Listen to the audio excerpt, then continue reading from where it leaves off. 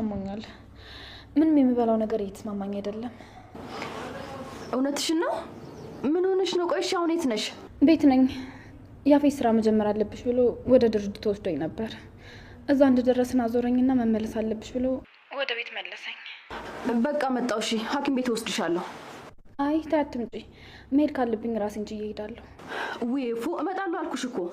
የባልሽ ለምን መጣሽ ካለኝ እኔ መልስ አዘጋጅለታለሁ። አንቺ አታስቢ እሺ። በቃ ልብስ ልቀይር። መጣሁ። ጽኔን ስሚኝ። ይቺ እብድ የሆነች ልጅ ቆይ ምን ይሻላታል?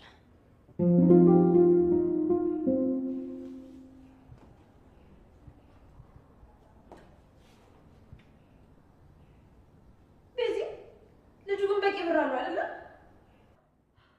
ማለት ጥርስ በጥርስ ስላደረግሽና እናታና ስረስቶ ልብሽን ስለወሰደው ሰው ነው የሚወራሽ። ቤዛ ያገኘችው ነገር ላይ የምታርፈው ዝም ብለው እንዴት መስልሽ?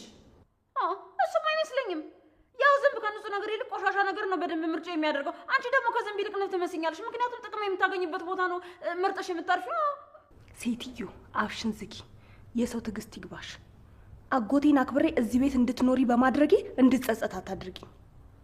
ይኸውልሽ በማወራቸው ነገር ውስጥ ጣልቃ እየገባሽ አትቀባጥሪ። ዝንብ ማር ምናምን እያልሽ እዚህ አትፈላሰፊ።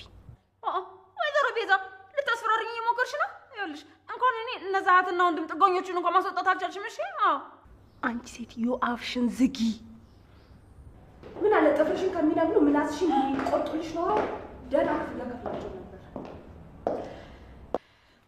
ተይ አታውራ። ደግሞ በአሁኑ ምንም ስህተት አልተናገረችም። ምን እያልሽ ነው? ቆይ እናንተ እኮ ለእኔ እኮ ቤተሰቦቼ ናችሁ።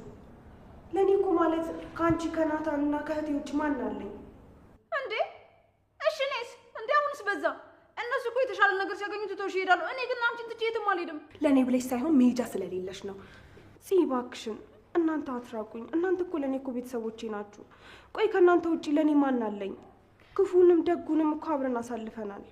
ከዚህ በኋላ ያለፈውን ነገር አንድገመው። በቃ ችግሮች ቢመጣም ተደጋግፈን አንድ ላይ ነው ማለፍ ያለብን እንጂ መራራቅ የለብንም። እሺ ቤዝ አንቺ አታስቢ። ደግሞ አንቺም እኮ ለኛ ቤተሰባችን ነሽ። ካስከፋሽ ደግሞ ይቅርታሽ።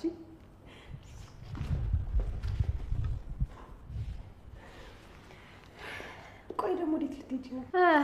እሱ እንኳን